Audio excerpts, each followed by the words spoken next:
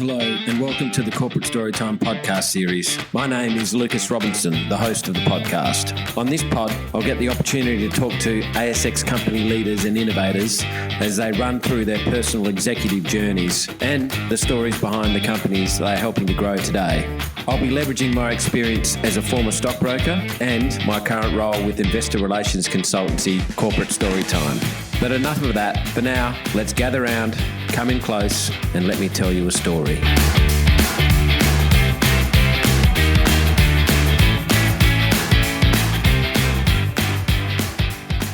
Welcome to another edition of the Corporate Storytime podcast. Today I'm chatting with Swift Networks Group Managing Director Brian Mangano. Swift Networks Group is an ASX-listed company which trades under the code SW1.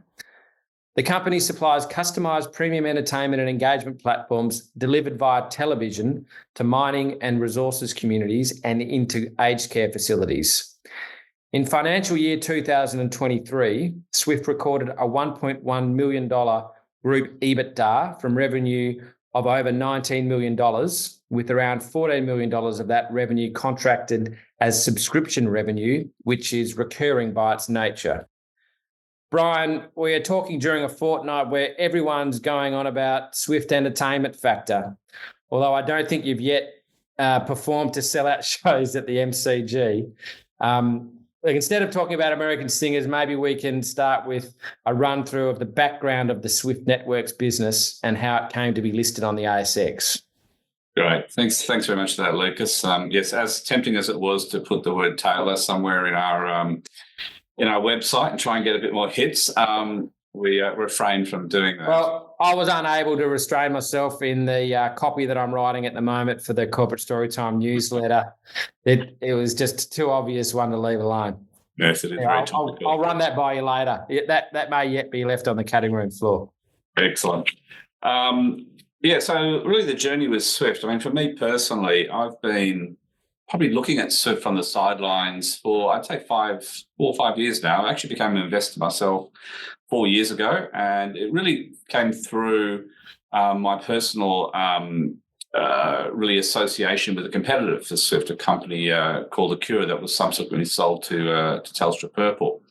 And Swift was always this competitor that had a really good product, was well recognised in the market, and a good team, and this from sitting on the sideline. So I did invest in it, and the opportunity arose to get involved personally, initially as CFO and finance director, and then as managing director. So I really took the helm in April. It'll be 3 years ago this April. So been here long enough to really, I think, fully understand the business, see what's there, fix up some of the issues of the past. When I first joined the business, we had just demerged with an entity that the business had acquired just before COVID. That had been very poorly affected by COVID. It was a digital signage business that was in doctor surgery, so COVID really put pay to that business. So we demerged that, sold that business off, and really from then it's been, I suppose, trying to re-engage with the core of the business, which is really a tight team of people based around in Australia, majority of that in Perth. And really the DNA of Swift comes from the mining side. Swift started as a provider of two-way radio systems to the mine sites. Then it progressed further to actually really pioneer the introduction of IP TV into the Pilbara. So Swift was very dominant in that area, and has gone through its ebbs and flows. And I think as it grew and became listed and then acquired other businesses, it moved away from mining, and it wasn't its full, didn't have its full attention on it. So we really brought it back to that. But at the same time, and also just before COVID, Swift launched its initial product into the aged care market, which is quite a sizable market in Australia with potential for huge growth. So what we thought was, a really good product really hit the market at the wrong time, because we had some very good deals lined up. COVID hit. We weren't even able to actually even access aged care facilities to actually install the product even and actually start the subscription arrangement with some providers. So since then, in the last 12 months, really post-COVID, the aged care market has really come alive again. People are getting out there, seeing what's around. The government Australian Government Department of Health and Aged Care released a massive big report, which I've got sort of sitting on my desk. It becomes the sort of Bible of probably about 60, 70 pages on how digital and data can really influence the aged care sector going forward. And really, we see Swift as a large part of that. So we've got this bread and butter business, which is mining, which we've reinvigorated. I suppose, re-engaged with that market, really solidified our relationships with a lot of our existing customers, and are slowly acquiring new customers. We currently have, I think, about 7% of the mining oil and gas market in Australia. Yeah, so that's 7% of the mining and resources market. Does that equate to? I'm not exactly sure of the numbers, but it's several thousand, around 10,000 rooms. It's about 8,700 rooms at present for Swift Access. We do have other rooms for some legacy products as well. So we do have effectively a bit more market share in other areas. But really our prime product and really the product that we've, I suppose, reinvigorated or relaunched was the first generation of Swift Access. And we're currently developing the second generation of that product as well. And that's the product that generates, substantial margins for the Yes, there's very strong margins in there because there's two elements to Swift Access. Effectively, the whole Swift business, there's three elements to that. And we try and simplify the business into these three elements being entertainment, engagement, and enablement. Entertainment's pretty self-explanatory. We basically deliver new release movies and TV entertainment, similar to most of the streaming services, but we have a release window ahead of the streaming services. And that's largely because we're selling it into what's called closed loop environments like an aged care facility or a mining camp. Then we have the enablement, which is basically the installation of that product or the support in relation to that product, or even increasing the Wi-Fi capabilities of a site or a facility. Then the real I suppose future for Swift is this engagement product. So for us, that element is missing in a lot of environments, and that basically is to try and provide more than just a pure entertainment-based product. So that's a product which is effectively a SaaS product, a software as a service product. So it doesn't require subscription agreements with the movie houses that we have for the entertainment product. It's purely a SaaS product that we can sell not just only into the mining industry and the aged care industry within Australia, but hopefully internationally as well. And that's the one which, effectively being a SaaS product, our only costs after selling that is really support for that product. Right. So that's all been developed in-house.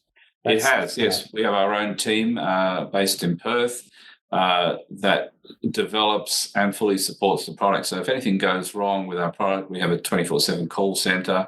And if it really goes wrong, we've got the guys who developed it to tap on their shoulder and get them to figure out what's happened. And that's bespoke for each unique setting that it's deployed in. It is very bespoke. In fact, if you look at the two markets, the underlying technology is the same for the two markets, being aged care and mining.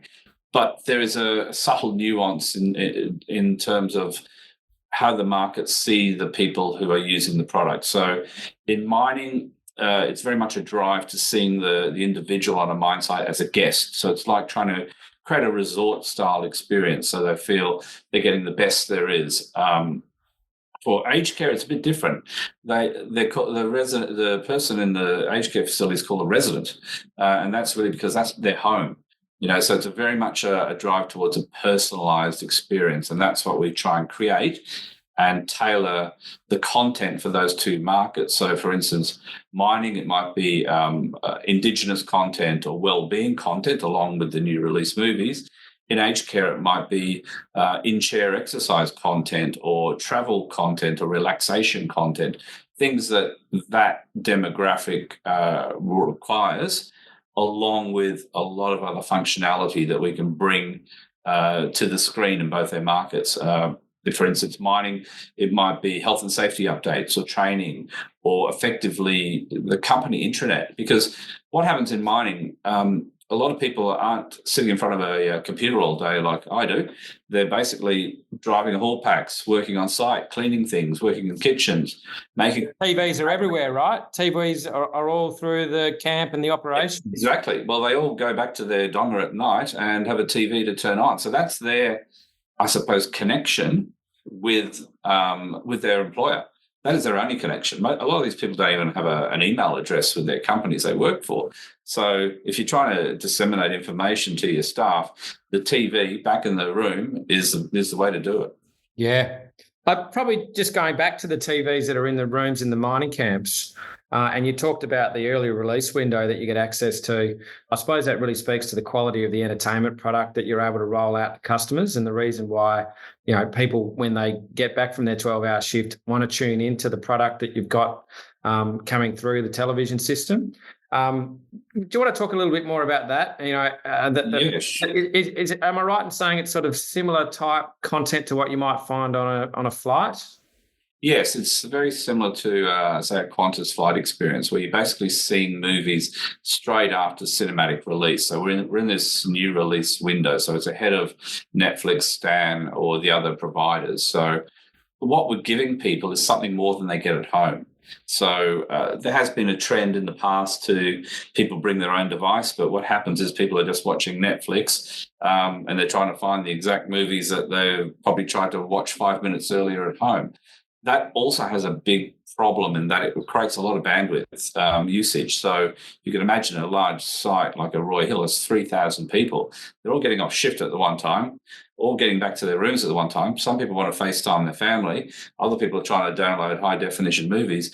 It just doesn't work. The system will crash. So and at the end of the day, it's the operations that really require the bandwidth so that the business can make money from the mining resources. Exactly right.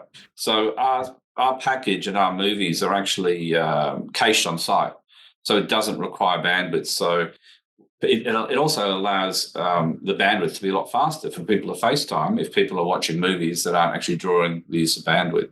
So it's a very, I suppose, elegant solution for that industry, and it's adopted by the major players who really want to have the best experience for their staff. People like Roy Hill and Mineral Resources, they provide the best for their people, and this is one way to do it. Oh, for sure.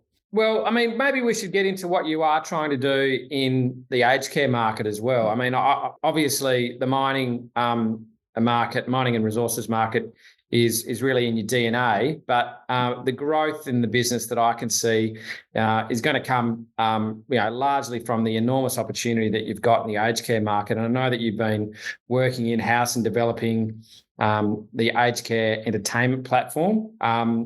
Tell us about that. Where is that at in terms of its, commercialization pathway?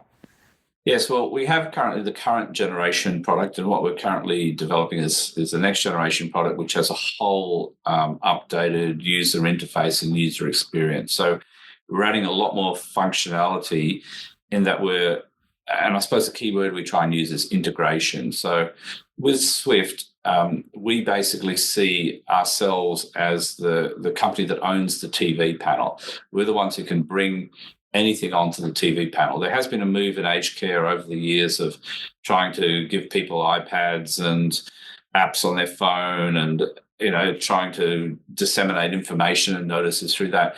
It never works. They run out of batteries, they get lost, they get broken, and the TV still is the device of choice. I don't know what it's like for you, Lucas, but, as you get a bit older, you're suddenly wearing glasses to look at your phone. You don't want to be, where you've got a nice big screen sitting in your room all day that can provide any information. And it's familiar technology, right? I mean, for most people in aged care facilities, they've had televisions all their lives. Exactly right. So if we can enable that screen to provide a personalized experience where it greets them in the morning when they turn it on, when it puts their favorite TV channel on or favorite program on in the morning for them and learns what they want, let alone a notice as to, this is your breakfast menu ahead. This is the medication you should probably be taking with breakfast. These are your activities for the day. So think of it as Outlook and Google all put together, tailored for you on the TV screen when you first turn it on. So if you leave the TV on all day, it can be there as a reminder. It can be there as entertainment. It can deliver a whole lot more. And that's where we use this word engagement to encompass all those things that aren't just entertainment. So yeah, that's a tremendous way of describing it. And my understanding is that the residents' family members can also use a portal to communicate and send photos and just stay in touch and help some of the residents organise their days. Oh, exactly. That's, and probably taking a step back. When you look at aged care, there's four groups you've got to satisfy. There's obviously the resident. There is the actual provider, the aged care business. There's the carer, so the staff that actually looks after those residents. And importantly, there's the family. So the family wants to know their residents taken care of. They want that connectivity. And with an app that we've developed, it allows the family to take pictures throughout the day and upload it straight to the TV screen. So it's a nice little personal experience. It's that little bit of connectivity. It's like, hey, I know you're there. And it's just automatic and simple and easy. And that's part of that, I suppose, integration into what we can do. So when we talk about putting people's medication on the screen, that can be integrated into the systems that the aged care provider currently has. And these are the things that will really go a long way to help satisfy what is becoming a lot of regulatory requirements that are coming out of the government's digital paper review on aged care, and what technology can do to actually make aged care experience better for the carers, the resident, the family, and the providers. Well, I mean, I think you described the product that you've got in the aged care for the aged care market really well, and the regulatory environment. Why don't you just sort of paint some broad strokes about the size of the opportunity both in Australia and in other markets where you may be able to deploy your technology? Yeah, sure, Luke. I mean, that's probably the bit that's got me most excited about it. In Australia alone, I think it's sitting at about 220,000 beds just in aged care. We're not even talking retirement living, independent retirement living, which is probably 5 times that number. And that 220 is set to grow in the next 5 years to about 300,000 rooms. So it's quite considerable. And if you look at, say, the Anglosphere, what's that? New Zealand, UK, Canada, and the United States, you're looking at a total of 2.6 million rooms at the moment. So there's going to be substantial growth in those markets. And that's where we see a real big market for this business. And that's why we've split the entertainment product from the engagement product, so we can sell the engagement product worldwide with the ability for people to select their own entertainment, whether they want the Swift entertainment package, whether they want to use Foxtel, Netflix, Stan, or whatever is local to their country. They can do so, but the actual screen that they turn on in the day at the morning is the Swift screen that brings all those things that are linked back to their community. And this is really important when you think of that larger retirement living environment. There's a trend towards creating these retirement living villages with an aged care centre core to them. And basically, it's really this part of post-retirement. You move from one and eventually move into the other. But what they want to try and do is more and more create a sense of community. So you've got these people in these retirement living units who are totally au fait with Netflix, Stan, and everything else, but you don't have a way to connect into them. This gives the ability to connect into them and to let them know there's this function at the central facilities, let them share in the sense of community that's there, let them have a notice board or whatever can be imagined can be put on the TV. I mean, one of the other things we do is live streaming from the central facilities. And that can be for someone who's maybe in the retirement living part who just wants to know what's going on or see if there's a spare spot in the gym or what the church service is happening, or for someone who's bedridden in the aged care facility who can't get out to the central facility. They'll be allowed to just look at a channel on a TV screen. So these are the things, the capability is I suppose, only limited by the imagination in this area. And it seems to me, I mean, as exciting as the mining space is, mining projects by their definition are finite, whereas when you're embedded in these aged care facilities, they're going to be around for a very, very long time. Oh, yes. Yeah. And we want to be, and this is why we're trying to be more than entertainment. We really want to be part of their ecosystem, integral to their operations. So it isn't just about, someone's got a better Netflix or a better Stan and people run off to that. It's about the engagement piece, really locking people in. And hence the entertainment is there as a nice to have, as opposed to what we want to be with the engagement product, which is a need to have. And this is where we've been quite careful how we curate what goes into which bucket in some ways. So you might have the in-chair exercise programs, and the relaxation content will go in the engagement bucket. So effectively, that is probably a critical need to have in the engaged care environment, whereas, say, maybe lifestyle programming or movies sits more in the entertainment side. Yeah, so it's almost like the entertainment piece is like the Trojan horse for all of those other valuable service offerings that you can embed into the services of software. Yeah, SaaS. Yeah, and that's right. And there's also the price differential. So you have in a lot of aged care facilities where people ask for I suppose extra services, where they pay a bit extra for a difference, maybe a glass of wine with the meal, or the morning newspaper, or an entertainment package. So you have some people doing that, but then that excludes the people who aren't doing that from the community. So again, we've listened to our clients who have said, well, we need something really as a device for all our clients. So they can basically, the provider can take on the engagement package for everyone in their community, and basically the people who want to go with Swift for the entertainment for their additional services can, or they could go Foxtel, Netflix, or Stan, or whoever else. So it gives them the ability to choose, but it also gives people a sense of community that everyone belongs. It isn't exclusive, which is the issue that a lot of them have. Yeah, well, probably moving on to now some of the financial and strategic goals of the company. I mentioned in the introduction the financial metrics regarding profit and revenue from last financial year 2023. As you look forward, the financial year 2024 is now more than halfway through, and beyond that, what are the goals of the company from a financial and strategic and corporate point of view? Well, in some ways, as a business, we're almost a startup because really, probably more selfishly, I started 2.5, nearly 3 years ago, and that's when the world of Swift really started for me as being part of the business. And in some ways, having divested the previous business has really cleaned the slate for us. We've developed this new product and this new technology, so we've become this startup with an actual set of existing customers. So as you mentioned earlier, we're doing $14 million of subscription revenue. So we've got that in probably majority of that in 3-year contracts. So, and a lot of these contracts are with customers we've had for 8-9 years who just keep renewing. So we've got a great base on which to build. So unlike a lot of startups, we're not hugely capital hungry. We're not basically raising money just to basically feed a build it and they will come mentality. We're basically a sustainable business. So we've got the benefits of a startup and the upside of a startup without the capital requirements of a new business. And that's allowing us to grow, but albeit slow, as we've got back into the market and we're just re-engaging with these markets, as I said earlier, because of COVID and basically because of the business's focus earlier in mining.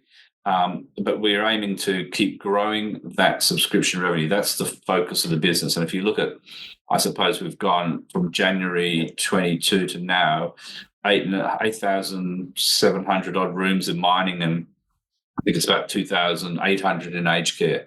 So it's quite strong growth in a very short period of time of our new product. So that's what we're sort of looking at. So effectively, we want to get to the point where our subscription revenue fully covers all our costs. So right now we have a mix of subscription revenue and also what we call project revenue, which is revenue which we generate from either installing the product or upgrading people's comm systems, usually on mine side. So that can be very lumpy in nature. It can range from 3 million one year to 7 million the next year. So it goes up and down based on the timing of a particular project. If a Roy Hill wants to totally upgrade their entire mine site, that can be millions of dollars. So if that hits in a particular month or a particular year, it'll create a spike. So we have been relying on that to balance the books. But as our subscription revenue grows, that will more than cover that. And basically the project revenue becomes pure, straight to the bottom line margin effectively. That's good.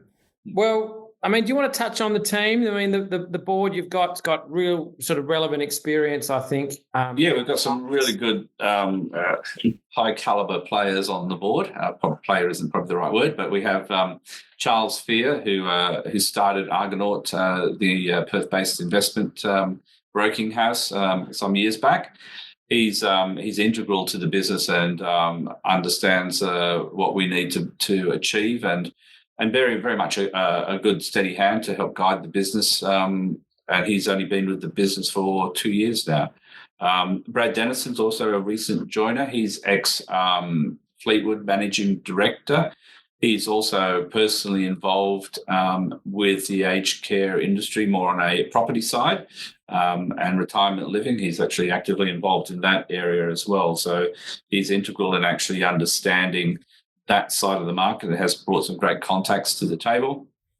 And of course, we have Pippa Leary, who currently works for News Corp. She was the previous MD of the business. So it's been a great guiding hand or mentor to me as we've helped transition the business from really originally when I started, a Sydney-based business to a Perth-based business. Excellent. Well, that's a great overview. Thanks, Brian.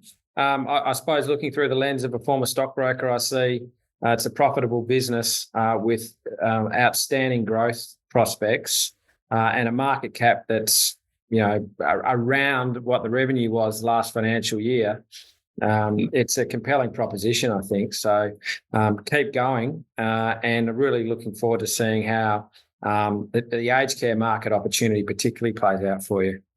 Yes, and that's the thing. We are some great opportunities in aged care. We're talking to a number of people there. We've spent considerable time engaging with that market, going to all the conferences, talking to some of the major players, talking to the providers, talking to even academics who are involved in this area. Really to really listen to our customers and our potential customers to see what they want. And that's helped really guide and shape not just the current generation product, but the next generation product that we are launching in October of Swift Access. That'll be launched at the what's called the ACAPA conference, which is the big national aged care conference in Adelaide in October. So very much looking forward to that. Hopefully we'll probably sell some of that before that even happens. And that will be really exciting because that brings a lot more functionality, a very, very slick user interface, best of class, that will be, I think, really appreciated by the aged care market because it really demonstrates, to my mind, that we have been listening, and that's key to the success of any business, is actually listen to your customers. Well, that probably wraps it up nicely because I think this will be proved to be a good listen for our Corporate Storytime podcast audience. And it is really nice to be able to talk to a company outside of the regular sort of resource executive that we normally have for a conversation on this podcast. Swift is obviously a company with revenue and a bottom line and an outstanding sort of pipeline of opportunities. So well done on your tenure as Managing Director and before that CFO so far, and really looking forward to seeing where you take the company from here. Great. Thanks so much, Lucas. Thanks for your time and really appreciate Corporate Storytime. Good on you, mate.